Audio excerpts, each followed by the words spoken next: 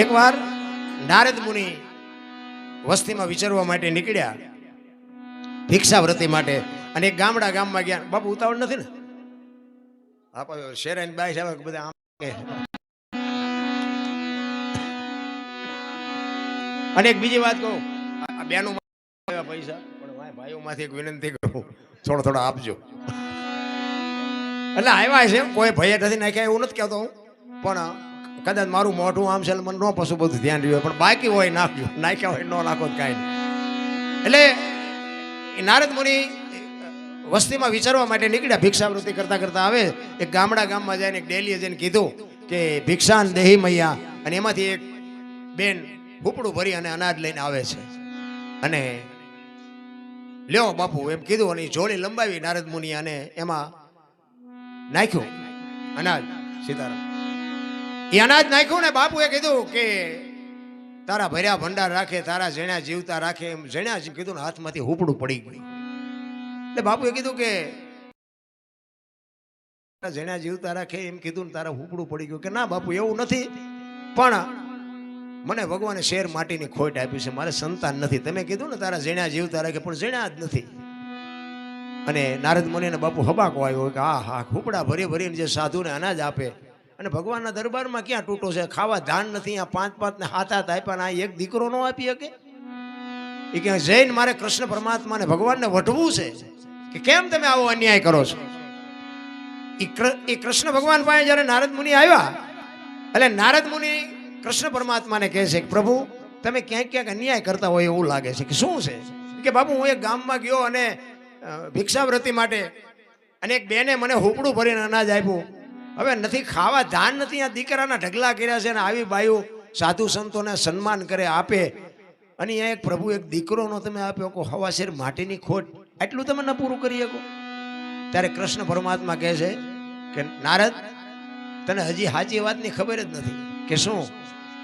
એ કે એના આ જન્મમાં નહીં, 7 જન્મ સુધી સંતાનનો યોગ નથી. હે એને 7 જન્મ સુધી, આ જન્મમાં તો નથી પણ 7 જન્મ સુધી એને સંતાનનો યોગ નથી. અને એને એમ થયું હારી બહુ કરી, આટલું બધું હું એવડી એ બેનનું પાપ હશે, આ દીકરીનું કર્મ શું હશે, હાથ બહુ હતી. અને બીજી વાર જ્યારે નારદજી બાપુ આવ્યા ને, ફળિયામાં 7 દીકરા રમતા હતા. એટલે નારદજીને એમ થયું કે આમને તો ભગવાન કહેતા હતા 7 જન્મ સુધી છે ને, એટલે આ છોકરા રહ્યા એ બધા પાડોશીના આજુબાજુના કોકના હોય.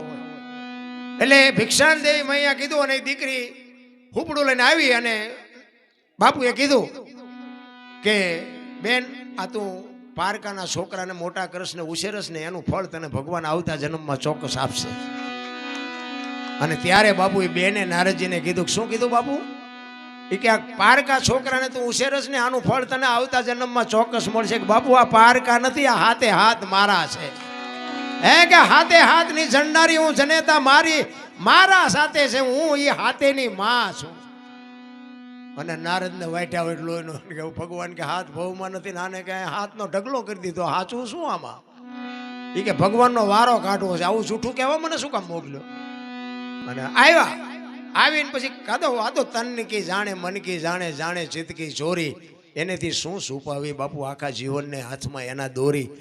આમ આવ્યા ને નારદજીને, આમ કૃષ્ણ ભગવાને જોયું ને, એ સમજી ગયા કે હમણાં આવડો વંટોળિયો ચડાવશે. એટલે એને આવીને આમ આવ્યા ને તો એ કે પ્રભુ મારે એક તમને પ્રશ્ન કરવાનો છે. કે ભાઈ પ્રશ્ન પછી, પણ મને પેટમાં બહુ દુખે છે. પેલા મારી વાત સાંભળ, હું તારી જ રાહ જોતો. પેટમાં બહુ દુખે છે. વૈદને બોલાવ્યા હતા. વૈદે કીધું કે તું એક માણસનું કાળજું ગોતી આય. એટલે હું તારી રાહ જોતો હતો કે તારા સિવાય કોઈ ન કરીએ, કે તું એક માણસનું કાળજું ગોત ગમે ત્યાંથી, મને પીડાથી રહેવાતું નથી. અને ઓલી વાત નારદના મગજમાંથી નીકળી ગઈ ને આવડી આ વાત ફિટ થઈ ગઈ. એ કે એટલી બધી પીડા થાય છે કે હા હું તારી જ વાટ જોતો હતો, જા તું જલ્દી. અને નારદજી બાપુ નીકળ્યા. રખડતા રાડ્યું પડે, કોઈની પાસે કાળજું છે, કોઈની પાસે કાળજું છે, અમારો ભગવાન માંદો પડ્યો છે. અને એમાં ગિરનારની તળેટી ઉપર આવ્યા. પડતો નારદ નીકળ્યો ગિરનારની તળેટીમાં. કાળજું છે કોઈની પાસે, કાળજું છે કોઈની પાસે, અમારો ભગવાન બીમાર પડ્યો. ને એક રૂખડિયો બાવો આમ બેઠેલો, અને કીધું કે બાપુ આયો હું રાડ્યું પડો. એ કે ભાઈ અમારો ભગવાન બીમાર પડ્યો છે. અને વૈદે કીધું છે કે માણાનું કાળજું હોય ને તો મટે, એટલે માણાનું કાળજું લેવા નીકળ્યો છું. તો કે ભગવાન બીમાર પડ્યો છે કે હા, કે માણાનું કાળજું જોવે છે કે હા, શરી છે તમારી પાસે? કોકના કાળજા કાઢવા વાળા તો શરીયું હારે જ રાખે, ઈ નો કાઢીએ કે બીજાના કાઢે. એ કે હા શરી તો છે, એ કે લાવો. એ શરી બાપુ હાથમાં લઈને ભાસ લઈને મારીને કાળજું કાઢીને નારદને આપ્યું, હાલ્યો લઈ જાઓ અને ભગવાનને કહેજો એક કાળજીથી મટે તો ભલે, જો ઝાઝા જોઈએ કાલે આવજો, ખટારો કયો ખટારો ભરી દઈશું. ઈ આપણો ગિરનાર, કાયા જેની કુબડી પડસન જેના પ્રાણ, સંતને સુરા નિપજાવતી હોરઠ રતનની ખાણ. એવા બાવલિયા બાપુ ગિરનારમાં પડ્યા છે. અને કાળજુ હાથમાં, એક હાથમાં કાળજુ ને એક હાથમાં કટાર ને નારદજી આવ્યા અને આમ ઊભી ઊભી હવેલીમાં આવ્યા. સામે કૃષ્ણ પરમાત્મા બેઠેલા અને આમ નારદ આમ જોયું ને કૃષ્ણ ભગવાન એમ જોયું, આને મારા દીકરા કોકને ગુડી નાખ્યો, લોહી ટપકતું આવે, હાથમાં કાળજુ ને એક હાથમાં શરીર. અહીંયા આવ્યા, લો લો લો લો પ્રભુ આ કાળજુ લઈ આવે, લો કાળજુ લઈ આવે. તો કે પણ હવે જરૂર નથી, મને મજા આવી છે, મટી ગયું. હે કે મટી ગયું કે કાળજુ મળ્યું? એ કહે તો તમારે વાતો કરવી, જાઓ તો ખબર પડે. ઘણા નથી કહેતા રામ ટેકરી હતા, એમ જેટલું બધું કર્યું છે, તો તમે અહીંયા આવો તો તમને ખબર પડે. એટલે કોઈએ કાંઈ નથી કર્યું, એ તમારા હાટું કર્યું છે. બાકી જેટલાય ખોટો વજન લઈ લઈને ફરે. એ કે તમારે હુકમ કરવા છે, આ જોવે છે, આ જોવે છે. કેટલું રખડ્યો ત્યાં માન માન મેળ પડ્યો. કે ક્યાંય ગયો તો? એ કે ગિરનારની ભવનાથની તળેટીમાં ગયો, અહીંયા રાડ્યું પાડી પાડીને થઈ ગયો. તો કે કેવી રીતે આપ્યું? એ કે એક બાવો બેઠો હતો, એને કીધું. એ કે શું જોઈએ છે? એટલે મેં કીધું માણાનું કાળજું જોઈએ છે. તો કે એને આપ્યું? તો કે આ કે કેવી રીતે આપ્યું? એ કે શરી તો મારી પાસે હતી જ તે. કે શરી મારીને કાળજું કાઢ્યું? તો કે હા. એ કે શરી મારીને કાળજા કાઢી દે ને, એ ધારે તો હાથ દીકરા લઈ જાય ને, કે તારું કાળજું ક્યાં બહાર કેમ જીવતું. આ વાત કહેવાનો મારો મિનિંગ છે કે જે ત્યાગે છે ને એનું આગે છે. જેટલું તમે જાતું કરો ને એટલું મારો નાથ તમને આપે.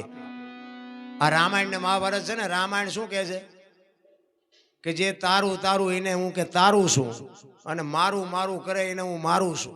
આ રામાયણ ને મહાભારત તમને મને એક રસ્તો બતાવ્યો છે. કેવા ભાઈ હોય, કેવા માવતર હોય, કેવી દીકરી હોય, કેવી પત્ની હોય, કેવા ભાઈબંધ હોય. આ જોવું હોય તો કે રામાયણમાં જોવું, અને રડેલું ન ખાવું હોય તો મહાભારતમાં જોવું. એ જ વાત છે ને. પણ જનેતા જેની બાપુ માં એવી હોય, એના સંતાન એવા હોય. મહાભારતનું એક પાત્ર તમને એક નાની વાત કરી દઉં. ભીષ્મ બાપુ ગંગાનો પુત્ર, અખિલ બ્રહ્માંડના માલિકને જો પ્રતિજ્ઞા તોડાવે તો એ દીકરો કેવો હોય ને એની જનેતા કેવી હોય. હું તો બેનું માવડીઓ બેઠા એટલે ખાસ સલામ કરીને કહું, અમુક મારી વાત કડવી લાગે તો માફ કરજો, પણ બાપુ ધર્મ ધ્રુજો ને પુરુષ નથી પૂગી, દેશની આબરૂ દીકરીઓ રાખી. તમે કહો તો હા સુધી દાખલા આપો, હવાર સુધી આપો, પછી દીકરી બાપુ એની મર્યાદા મૂકી દે તો હવે કાંઈ રહે નહીં. એક લખવું હોય તો લખી લેજો. શક્તિ છો તમે ધારો ને તો આજે બાળીને ભસ્મ કરી દો, તાકાત છે. પણ તમે ફેશનમાં દીવ ઉઠાડ્યું, એમાં તમે ભૂલી ગયા તમે કોણ છો. દેહના પ્રદર્શન નો હોય. માવડીઓ, મારી બહેનો, દીકરીઓ, હું તમને સલામ કરીને કહું છું, તમે વાપરો, ખાઓ, પીવો, મોજ કરો, બાકી દેહના પ્રદર્શન નો હોય. આ રામાયણનો એક તમને દાખલો આપું. સીતાજી કે લક્ષ્મણ રેખા ઓળંગી ગયા અને એનું હરણ થયું, તો તમે એમ માનો છો કે સીતાજીમાં શક્તિ નહોતી? સીતાજીની એક દ્રષ્ટિ રાવણ માથે પડે ને, રાવણની રાખ આ દુનિયામાં ન પડે. પણ સીતાજી આપણને આજની આ ભારતની દીકરીઓને બાપુ એક રસ્તો બતાવ્યો છે કે જે કીધું ન કરે ને, જે લક્ષ્મણ રેખા ટપી જાય ને, એનું આ દુનિયામાં હરણ જ થાય. બાપ હોય, દીકરી હોય, માં હોય, પત્ની હોય કે ભાઈ હોય, જે લક્ષ્મણ રેખા ટપી જાય એનું આ દુનિયામાં હરણ જ થાય. પછી રાવણ મરી ગયા એમમાં ન રહેતા, ગામો ગામ છે. કે સીતાજી એટલે આગની એક મિથિલા નરેશની દીકરી, અગ્નિનો ગોળો હતો, ગોળો. રાવણની કોઈ તાકાત નહોતી કે સીતાજી સામે લાંબો હાથ કરી હતી. પણ એ કેળો આપણને બતાવ્યો. એ જ ભીષ્મ બાપુ કુરુક્ષેત્રના મેદાનમાં 18 દિવસનું યુદ્ધ હાલ્યું ને, તેથી દુર્યોધને ભીષ્મને કીધું કે તમારા પેટમાં મેલ કેટલો છે, કે અર્જુનને મારવું હોય તમારા ડાબા હાથનો ખેલ, તમે મારા પક્ષમાં છો, મારું ખાવ છો, મારા હથિયાર છે, અને અર્જુનને તમે એક મારી ના શકો. પેટમાં કેટલું પાપ છે એમ કીધું ને, રૂવાડા ઊભા થઈ ગયા. ભીષ્મને કે આ મને શું માનતો હોય છે. અને બાપુ તેદી આખી દુનિયામાં કોઈ એવી શક્તિ નહોતી કે ભીષ્મની સામે કોઈ ઊભો રહી શકે. અને એ વખતે ભીષ્મએ કીધું કે કાલના યુદ્ધમાં તું જોજે શું પરિણામ આવે છે, પાંડવોને રહેવા ન દઉં. અને હામાં બે આવીને ઉભા રહ્યા ને કુરુક્ષેત્રના મેદાનમાં. તેથી ભીષ્મ કૃષ્ણ પરમાત્માને કહે છે કે તું જે પક્ષમાં હોય પક્ષ કોઈ દી હારે નહીં, પણ મને ખબર છે કે આમાં કોણ જીતવાનું છે કોણ હારવાનું છે, પણ દુર્યોધનનો સેનાપતિ બન્યા વગર મારે છૂટકો નથી, એનું અનાજ મેં ખાધું છે. તો કૃષ્ણ ના પાડે છે કે ના, હું હથિયાર નથી ઉપાડવાનો, હું તો એક અર્જુનનો રથ લાવનાર સારથી છું, મારે હથિયાર નથી ઉપાડવાના. અને ભીષ્મ વિચાર કરે કે બીક તારી એકની જ લાગે છે, બાકી આમાંથી કોઈની તાકાત છે કે મને કોઈ હરાવી શકે? એ આમાં ચોથા દિવસનું યુદ્ધ છે. આમાં રથ આવ્યો ને, હુર નામ કોર કાઢી ભલો હોઈ ગયા ભાણ ભાણ લતુહારા ભામણા જીયાના મરણ લગ બાણ એ રાખે જે કશબ આવો જળાળ જળાળ કિરણો મીડો પાથરવા. આમાં રથ આવ્યા અને બાપુ હથિયારની બાકા ચીક મડીને બોલવા. અર્જુનને કીધું કૃષ્ણે કે હવે આ માર બાણ, તો કે પણ આ કાકા ને બાપા ને ભાઈઓ નામાં કોને મારો? એ કે ગાંડો થામાં ગાંડો, આ બધા મરેલા છે, તાર નથી મારવાના, મરેલા છે ને આ હગું અત્યારે ન કઢાય. તમે હું આપણે હગા છીએ, પણ કેટલા સુધીના હગા છો એ તમે મને કહો. તમારે મારે શું નાતો છે? કાંઈ છે જ નહીં. આ ભેગા બેઠા છે એટલો જ નાતો છે, બાકી કાંઈ નથી. અર્જુન ના પાડે છે અને કૃષ્ણ વિચાર કરે કે હારો અત્યારે આ મોટી મોટી વાર્તાઓ કરે છે કે કાકા ને બાપા ને આ બધા સામે મારવા બાજવા ઉભા છે. ઈ કે હથિયાર ઉપાડ. ઈ કે પણ મારી આમાં જીગર જ નથી હાલતી. કૃષ્ણ પરમાત્મા પૂછાણા. ઈ કે જો હું હથિયાર ઉપાડું મારી પ્રતિજ્ઞાનું શું, અને ન ઉપાડું તો મારા પક્ષનું શું? અને ભીષ્મ પિતા બાપુ વિચાર કરે છે કે તમે બે જણા ઘડીક વાદ કરો ને તો હમણાં દડે રમે એવું કહી નાખું. એવો બાપુ ભીષ્મ. અને પછી બાપુ કૃષ્ણ પરમાત્માને હથિયાર ઉપાડવા પડ્યા ને કીધું. ભીષ્મે તરત મૂકી દીધા. કાં કહેતો હતો ને હથિયાર નો ઉપડો ઉપડાવ્યા ને કે ભાઈ ઈ ભીષ્મ જ્યારે બાપુ એને કીધું કે પાંડવોને રહેવા ન દઉં, અને હાજે બાપુ કૃષ્ણ પરમાત્માને એમ થયું કે દાદાએ આવું કીધું છે, કાલનું શું પરિણામ આવે કાંઈ નક્કી નહીં.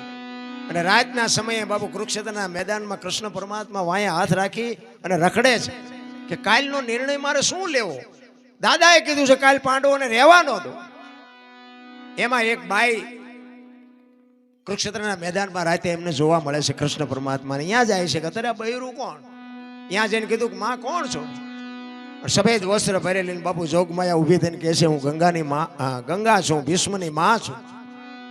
કે માં તમે અત્યારે અહીંયા? એ કે કાલ મારો દીકરો અહીંયા પડવાનો છે મેદાનમાં, એને કાંટા ને કાંકરા ન વાગે એટલે હું આવી છું. કૃષ્ણ પરમાત્માને એમ થયું ભીષ્મ કહે છે કાલ પાંડવોને રહેવાનો દઉં, માં કહે છે કે મારો દીકરો પડવાનો છે, આમાં સાચું શું? ભગવાનને જે કુંડાળામાં નાખી દે બાપુ એની શક્તિ શું હોઈ શકે, એની જનેતા કેવી છે? અને રાતે સાવણીમાં આવી અને અર્જુનને જગાડી અને કૃષ્ણ પરમાત્મા કહે છે કે કાલ તમારે યુદ્ધમાં શિખંડીની આગેવાની રાખવાની. અર્જુન કે અમે બંગડીઓ પહેરી છે, શિખંડીની આગેવાની રાખી. એ કે ભાઈ હું કહું એ કહીને ઓલો કોઈને જીવવા નહીં દે. ભાઈ હું કહું એ કરજો તમારે જીતવું હોય તો. એ હવારમાં હામાં રથ આવ્યા ને શિખંડીની આગેવાની જોઈને અને ભીષ્મએ હથિયાર મૂકી દીધા કે આવા માય કાંગલા ભેગા આગળ રાખીને મારી યાર બાજવા આવો છો. હથિયાર મૂક્યા અને કૃષ્ણ પરમાત્મા અર્જુનને કહે છે કે હવે બાણ માર. કે એમને તો હથિયાર મૂકી દીધા. એ કે મૂકી દીધા એટલે જ કહું છું, નકર તમારી એકની તાકાત નથી કે આને તમે પહોંચી શકો. એ રૂએ રૂએ બાણ મારે અને ભીષ્મ પડ્યા ને ત્યાં કૃષ્ણ અને અર્જુન બે ગયા અને ત્યાં પાછી બાપુ માં પ્રગટ થઈ ગંગા. ધગેલ ત્રાંબા જેવી આંખો આમ કૃષ્ણ પરમાત્માની સામે જોયું કે મધુસૂદન મારા દીકરાને ત્યાં દગો કરીને માર્યો ને, પણ શિખંડીને આગળ રાખ્યો ને શિખંડીની જગ્યાએ કદાચ તું ઉભો હોત ને તો તને ખબર પડત કે ગંગાના ધાવણમાં કેટલી તાકાત હોય છે. બાપુ કેવી માં છે. એટલે મારે કહેવું પડે કે ધરાવીને ધાનનો નીપજે, કુડવીને માડું ન હોય, જેળ જખરા નીપજે જેની જનેતા ઓછલ હોય. તમે આ બેનો દીકરીઓ છે ને, તમે ધારો તો આજે બાપુ ગોપીચંદ ને ભરતરી જેવા દીકરા થાય, ગંગા સતીન પાનબાઈ જેવી દીકરીઓ થાય. પણ હું તો એમ કહું કે ઉદરમાં સંતાનનો વિકાસ થતો હોય અને જન્મ થયા પહેલા રામાયણ કે ગીતાના 5-5 પાના વાંચજો. જો આપને ટેકો દેવું સંતાન ન થાય તો બાપુ આ રામ ટેકરીનું નામ આપણે ભૂલી જાય. લખવું હોય તો લખી લેજો.